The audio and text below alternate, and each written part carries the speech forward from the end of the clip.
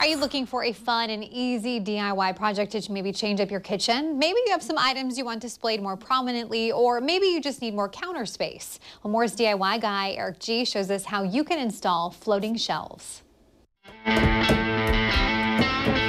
right, today I'm going to show you a really easy DIY project that can really make your space. And it's a floating shelf.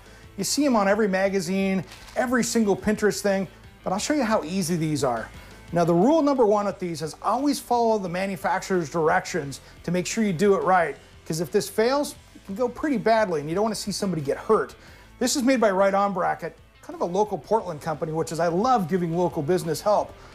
So this bracket mounts up right to the wall. So you're going to mount to the studs. So the first thing I did was find my studs. Now this is even more difficult because they've got this tile backsplash back here.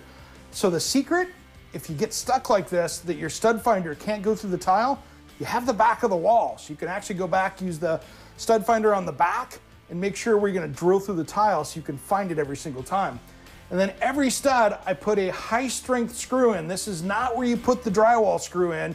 This is where you want a construction rated screw to hold this, because this is rated for 100 pounds. And if our fastener will only hold 20, you've got a problem. So you want to make sure and get that in there. Once you get that fastened in here, and of course level, then this just slides right over the top. That's the easy part of this. Now, if you're worried about this sliding off and you want to make sure it stays on there, you can put a dab of epoxy or a sealant on here, even silicone will do it, and then you slide this back on and you've got a shelf, and it's that simple. This just comes up here, slides on,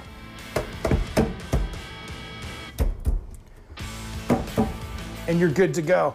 This one's rated 100 pounds. Now what you want to be careful with is if you use some of the other brands out there, maybe one from your favorite Swedish assembly store, if you do that, sometimes they won't line up with the studs and you're going into drywall. If you go into drywall, you might only get 10 or 15 pounds on them.